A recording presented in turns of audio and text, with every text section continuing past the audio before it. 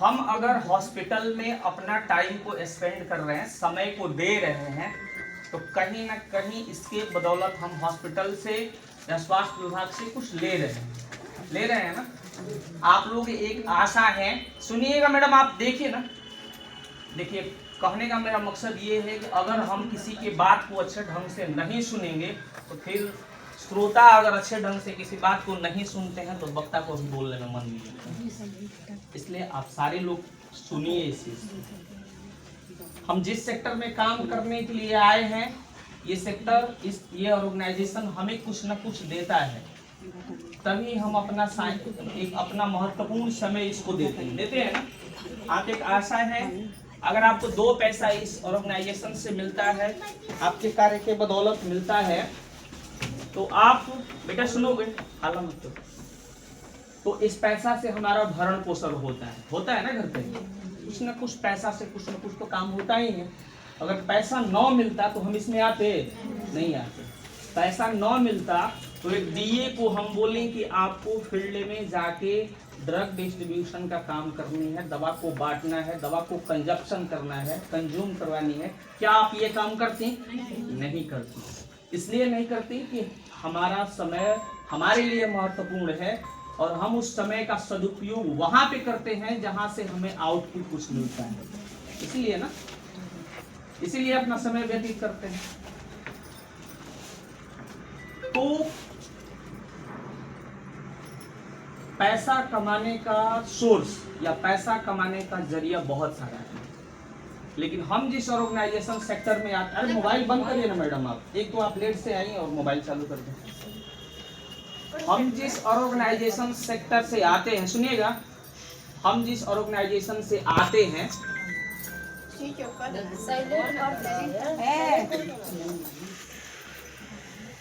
फिर आएगा, आप उसको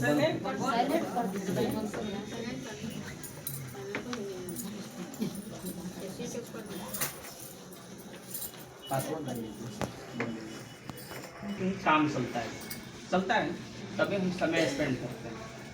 लेकिन आप जिस ऑर्गेनाइजेशन को अपना समय दे रहे हैं, हम जिस अपना ऑर्गेनाइजेशन को समय दे रहे हैं, ये पैसा के साथ साथ कहीं ना कहीं हमारी सेवा भावना को जागृत करता है ना। क्योंकि आप देख ही होंगे, रोडवेज का जॉब हो या बिजली विभाग का जॉब हो या अदर पर्सन रेलवे का हो, कहीं का किसी भी काम का अगर कोई पैसा ले रहा है, वो एक बिजनेस तौर पे है, इससे उसका भरण पोषण ओनली हो रहा है, अपना समय केवल दे रहा है, तो उससे पैसा अर्न कर रहा है, ठीक है। लेकिन आप जिस ऑर्गेनाइजेशन को अपना समय, आप बैठिए ना, आप लोग तो आते ही रहेंगे, बंद करने को अपना समय दे रहे हैं, वो ये कहीं ना कहीं सेवा से जुड़ा हुआ है ना। क्योंकि आप जहां पे जाती हैं वो क्षेत्र हमारा एक सेवार्थ भावना के लिए निहित है। क्योंकि आपका दवा का वहां पर कंजप्शन होता है जहां पे लोगों को फाइलेरिया से संबंधित बीमारी से बचाया जाता है। दवा को आप वहां पे डिस्ट्रीब्यूट करती हैं जहां पे किसी बच्चे का जिंदगी एक पोलियो की बीमारी से बचाया जाता है। आप दवा को उस जगह ले जाके देती हैं जहां पे खसरा, रुबेला, टीबी इत्यादि बीमारी से लोगों को बचाती है। आप वहां पे आशा होके दवा देती है ना। आप दवा को वहां पे ले जाके देती हैं जहां पे जिस घर में बच्चा WNB सेशन में जन्म लेता है, वीक न्यूबॉर्न, कमजोर बच्चा, कुपोषित बच्चा जन्म लेता है ना, जो आप प्रत्येक विजिट करती है ना। तो हमारा पैसा ऑर्गेनाइजेशन हमें दे रहा है, लेकिन कहीं ना कहीं उस पैसा के अलावे हम किसी को अपना सेवा भी दे रहे हैं ना। तो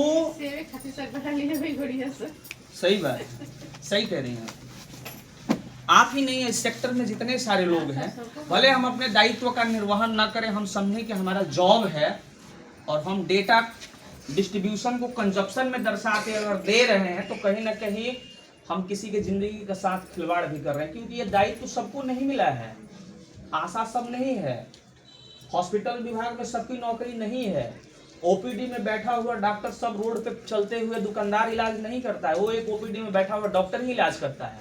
और डॉक्टर अगर सोचे कि हम पैसा बस एक दवा का ले रहे हैं, तो ये गलत बात है। क्योंकि दवा का पैसा लेने के साथ साथ किसी का जिंदगी को भी सेव करता है ना वो। इसीलिए हम वो आशा है जहाँ पे लोगों को अपनी सेवा भी देते हैं और उस सेवा से आउटपुट हमें कुछ गवर्नमेंट से जो भी पैसा मिलता है वो हम पैसा उस पैसा का सदुपयोग अपने घर के भरण पोषण में करते हैं ना। ठीक है, तो फाइलेरिया जब भी आप सुनती हैं, अब शॉर्ट बात में बस बताइए कि फाइलेरिया जैसे ही मेरे मुंह से वर्ड निकलता है तो फिर आप लोगों के दिमाग में क्या चलता है, कोई बता पाएंगे? बीमारी है। हाँ, बहुत अच्छा। और कुछ? हाँ, काम उसका परजीवी है। हाँ हाँ, मच्छर काटने से होता है। हाँ, रात को चलता है, दिन में आराम करता है। हाँ, थैंक यू, इनके लिए ताली बजाएं। बहुत अच्छा। और कोई कुछ ऐड करेगा इसमें? करेंगे ऐड? कोई नहीं। आपको जो लगा, मुझे बहुत अच्छा लगा, आप इस चीज के लिए आप बहुत इस चीज को ध्यान से समझी हैं। मैडम आप बंद कर लीजिए मोबाइल ना।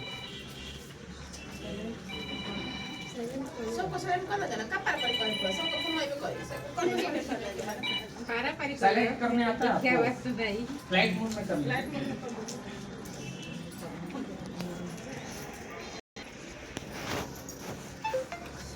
आपके हिसाब से क्या आता है समझ में, हमें वो नहीं पता है, लेकिन जो मेरे दिमाग में चलता है वो हम बहुत भली बात इस चीज को समझते हैं। हमारे हिसाब से ये लगता है कि जो ऑर्गेनाइजेशन हमें जिस चीज के लिए पैसा दे रहा है वो फाइलेरियासिस प्रोग्राम है। और फाइलेरियासिस प्रोग्राम को लोग देखिए, जहां पे आप काम करने जाते हैं तो एक बहुत मिथक लेवल है, वहां पे बहुत सारे इस चीज के लिए रॉन्ग अवेयरनेस है, अनेक प्रकार की लोगों में भ्रांतियां हैं, लोग इस चीज को समझ नहीं पाते हैं। ए मैडम क्या हाला कर रही हैं, सुनिएगा, लोग इस चीज को नहीं समझ पाते हैं। तो हमें ये लगता है कि अगर ये इतना खतरनाक बीमारी है जिसका कोई आज तक सटीक इलाज नहीं हो पाया है, इलाज इसका संभव नहीं है, और वो ऑर्गेनाइजेशन हमें केवल ड्रग डिस्ट्रीब्यूशन के लिए पैसा दे रही है, तो हमारे फील्ड पीएचसी के पोषक क्षेत्र में जितने भी पीएचसी लेवल से दवा जाए, लोग इस चीज को कंज्यूम करें, लोग ये चीज की दवा को ग्रहण करें, खाएं, ताकि फाइलेरिया किसी को न हो। हमारी सेक्टर तो पैसा इसीलिए हमें देती है ना। सुन लीजिए, वो आपकी समस्या है, नहीं होगा, और क्यों नहीं हो रहा है इस पे हम आगे बात करेंगे, ठीक है।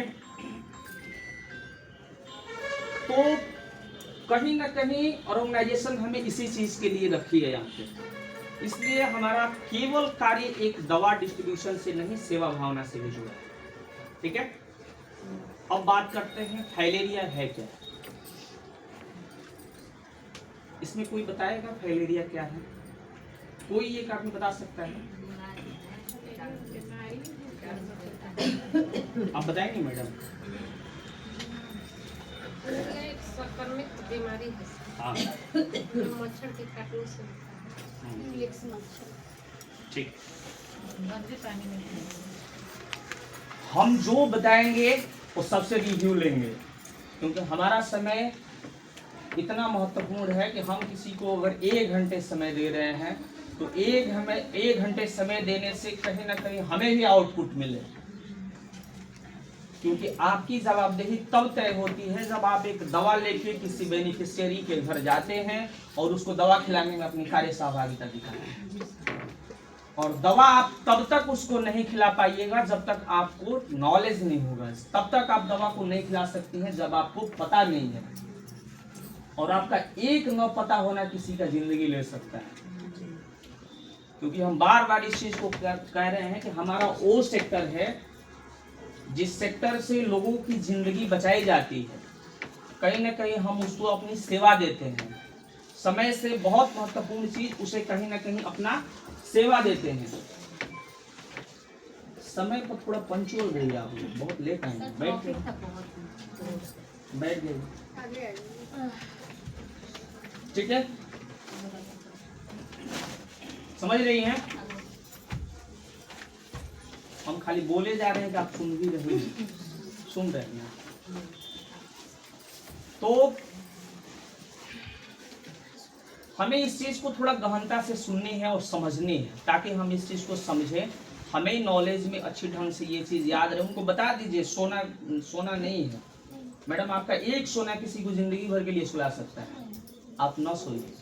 हाँ ठीक है। अब बात करते हैं फाइलेरिया है क्या। फाइलेरिया एक ऐसा बीमारी है कि जिसका इलाज आज तक संभव नहीं है। संभव है? नहीं है ना। आपने देखा होगा कि आपके क्षेत्र में जिसका हाथ पैर मोटा हो जाता है तो सड़ने लगता है, कीटाणु पड़ने लगता है, उससे ब्लडिंग होती है, वाटर कैंपिंग होती है, उससे बहुत सारे परजीवी वायरस बैक्टीरिया कीटाणु वगैरह वगैरह पनपने लगता है, उसकी जिंदगी बहुत बोझिली हो जाती है ना। जैसे मान लेते हैं अगर मेरा हाथ पैर मोटा हो और वो सड़ रहा हो, कीटाणु पड़ रहा हो, उससे ब्लडिंग हो रही है, वाटर कैंपिंग हो रही है, और इस समुदाय में हम आके आप लोगों के बीच में चेयर लगा के बैठ जाए और थोड़ा अलग हट के हम बातें करते हैं, क्या आप हमको लाइक करेंगी? नहीं कर पाएंगे। और ऐसा होता भी है, क्योंकि जिस समुदाय में अगर किसी का पैर सड़ जाता है, कीटाणु पड़ जाता है, उससे ब्लीडिंग होती है, वाटर कैंपिंग होती है, लोग उसे तौहीनी नजर से देखते हैं, लोग उससे घृणा करते हैं ना, क्योंकि इसकी नाम ही है निग्लेक्टेड टॉपिकल डिजीज, उपेक्षित उष्णकटिबंधीय रोग इसको बोलते हैं। अब ये उपेक्षित क्या है?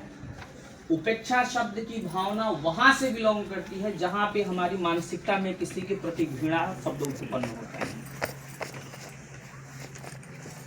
जैसे मैंने पहले बोला कि अगर मेरा हाथ पैर सड़ गया है और हम वही रहते हैं जहां आप जिस समुदाय में रहते हैं, हम वही रहते हैं ना। अगर मेरा हाथ पैर मोटा हो गया और सड़ रहा है, कीटाणु पड़ रहा है, अगर हम आप लोगों के बीच में बैठे तो आप लोग हमें लाइक नहीं करेंगे। ऐसा होता भी है कि आप हमें बिल्कुल लाइक नहीं करेंगे। ठीक है।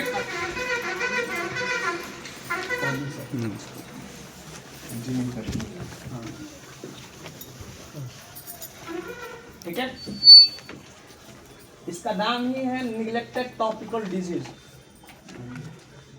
ठीक है। उपेक्षित उष्णकटिबंधीय रोग जो एक घृणित रोग है, समाज में लोग आकुंठित रूप से जीते हैं, जिसको हो जाता है लोग उससे बहुत घृणा करते हैं, उसकी जिंदगी बोझिली हो जाती है। इतनी पेनफुल बीमारी है कि इसका इलाज आज तक कहीं भी संभव नहीं है। आप देखिए होंगे जिस पर्सन को फाइलेरिया हो जाता है, दिल्ली, पंजाब, लुधियाना, मद्रास, हैदराबाद, हर जगह जाके दवा करा के थक जाता है, उसका इलाज नहीं है। आप बताएंगे फाइलेरिया कितने प्रकार के होते हैं, उसके सिम्टम कितने हैं? किसी को पता है फाइलेरिया के कितने सिम्टम हैं? बता सकते हैं? फाइलेरिया कहाँ कहाँ होला बता सकते हैं?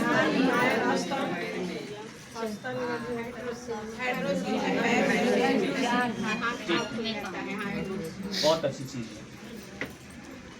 फाइलेरिया नॉर्मली बस हम ये जानते हैं कि जिसका हाथ पैर मोटा हो गया वही फाइलेरिया है, लेकिन इसके अलावे 2-3 लक्षण और है जो हम लोग नहीं जानते हैं।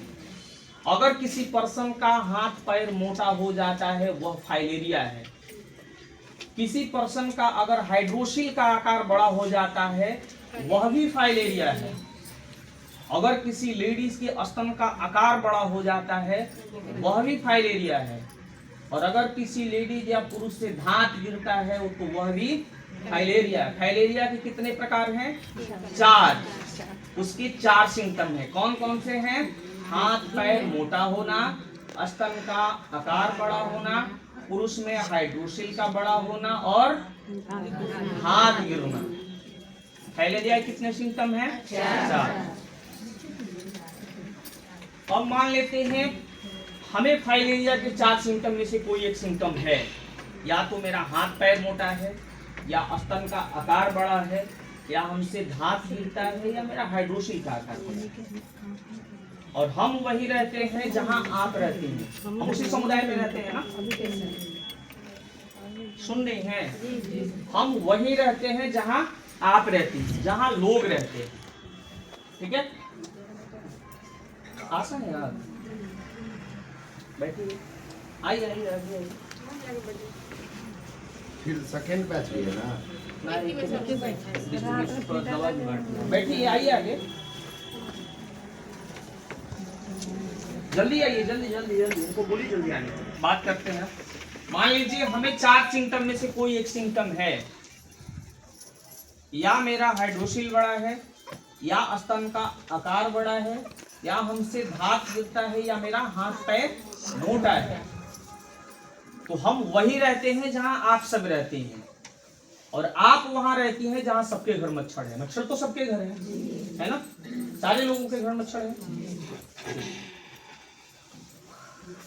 तो फाइलेरिया एक ऐसा बीमारी है जो क्यूलेक्स नाम के मादा मच्छर के काटने से होता है। कौन सा बीमारी मच्छर है वो? क्यूलेक्स नाम के मादा मच्छर के काटने से होता है। उस मच्छर के लार्वा में बुकरेरिया नामक बैंक्रॉफ्टी पैरासाइट पाए जाते हैं।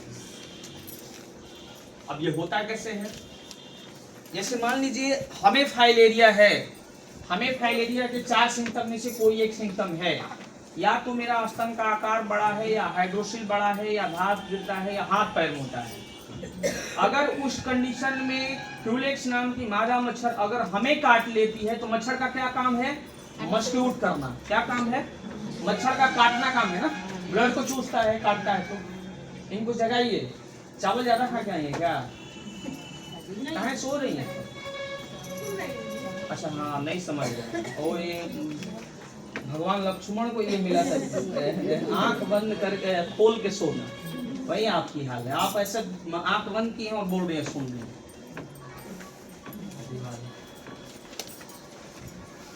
तो फाइलेरिया के अगर 4 सिम्टम हमें है, और हम वहां रहते हैं जहां पे मच्छर से कोई घर परे नहीं है, सबके घर पे मच्छर है ना। अगर मच्छर हमें काट के आपको काट दे तो बीमारी 8 से 10 साल बाद होता है। कब होगा? 8 से 10 साल के बाद। होता क्या है कि मच्छर जब हमें काटता है तो मच्छर का काम ब्लड चूसना है। क्या काम है? ब्लड चूसना। तो हमारे अंदर फाइलेरिया की बीमारी है, हमें 4 सिम्टम में से कोई एक सिम्टम है, यानी हम फाइलेरियासिस से ग्रसित हैं, और मच्छर हमें काटता है तो मच्छर का काम ब्लड चूसना है। और मच्छर जैसे ही हमें काटता है तो उसके 3 प्रोसेस होते हैं।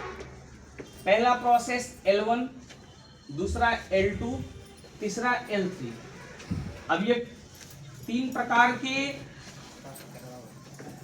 उसके प्रोसेस क्या हैं?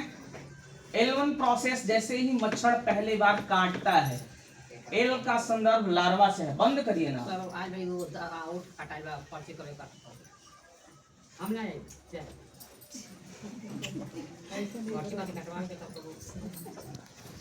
प्रोसेस पहला जो मच्छर काटता है, एल का संदर्भ लार्वा से है। पहले बोला कि उसके लार्वा में बुकरेरिया नामक बैंक्रॉफ्टी पैरासाइट पाए जाते हैं। मच्छर जैसे ही पहला प्रोसेस काटा तो ब्लड को चूसा। दूसरा जब हम खाना खाते हैं तो पचाते हैं ना, पचता है ना। दूसरा L2 डाइजेस्ट होता है।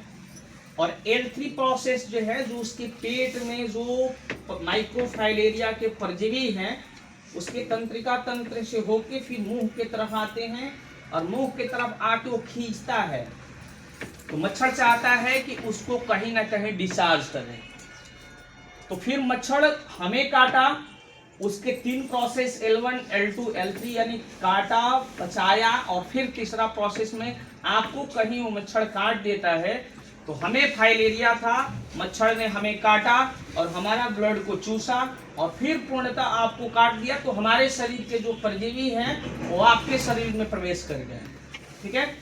अगर आपके शरीर में वो परजीवी प्रवेश कर जाता है तो बीमारी आपको 8 से 10 साल के बाद होती है। कितना दिन बाद होती है?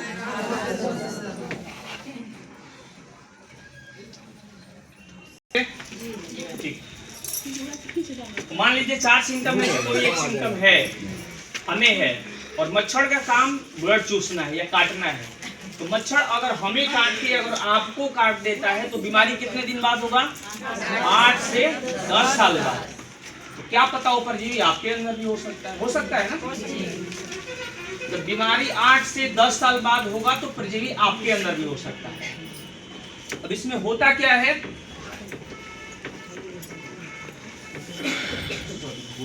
आज हमें काटता है तो बीमारी कितने दिन बाद होगा? 8 से 10 साल बाद। इसमें होता क्या है कि जो परजीवी हमारे शरीर में जो परजीवी है मच्छर के माध्यम से आपके शरीर में प्रवेश कर गया और